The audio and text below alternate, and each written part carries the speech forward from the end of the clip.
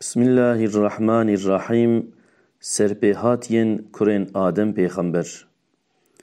Ji qisên Qur'anê yek jî serpêhatiyên kurên Adem pêxemberin. Di Qur'ana pîroz de behsa du kurên Adem pêxember wisa derbas dibe. Pêxemberê min ji wan re behsa bûyera kurên Adem jî bike. Her yekî qurbanek dabû, Xwedê yê yekî qebûl kir, yê din jî qebûl nekir.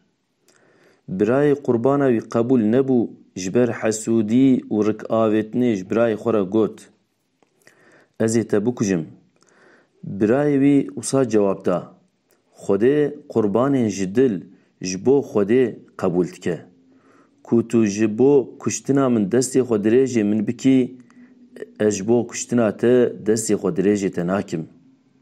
Ez ji Rabbê alemê titirsim. Ez wek te nakim. Ku tu min bikujî, ji Xwedê hêvî dikim ku tu gunehên min û yê xwe hilgirî û bibî ji ehlê cehennemê. Ji xwe cezayê zaliman, sitemkaran ev e. Piştî vê xeberdanê yê qurbana wî qebûl nebû, dest avêt birayê xwe û wî kuşt.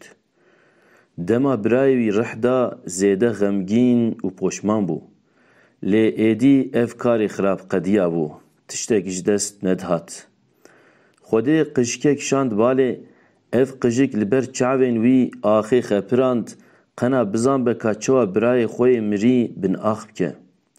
Birakuj ji xwe re got: Xwedî li serê min, hê wek vê qişikê jî fêma min tune.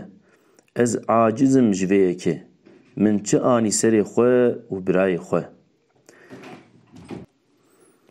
Ji ber vê yekê ku Xwedê ji Benî İsraîliyan re vê nivisandiye: Kî bêheq bila sebeb yekî bikuje, çawa hemû mirovan bikuje.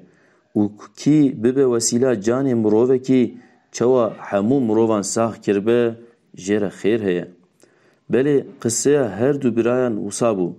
Di vê bûyerê de ji bo me zehf şîret û îbret hene. Hinek ji wan ev in. Yek, Xwedê qurbanên ji dil tenê yê ji bo riza wî tên şerjêkirin qebûl dike. Di do, hesûdî û rikavêtin her gunehan dide kirin.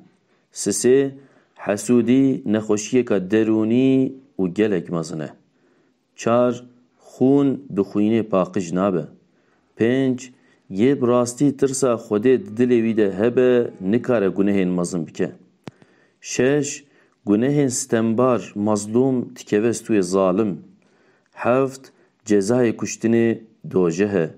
Heşt, kuştina mirovek gunehê herî mezin e. Ne, poşmaniya dawî feyde nade.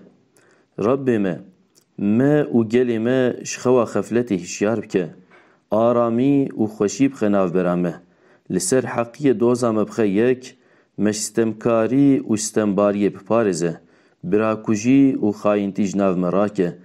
Qetla tu kesî nexwest wê me. Amîn, amîn.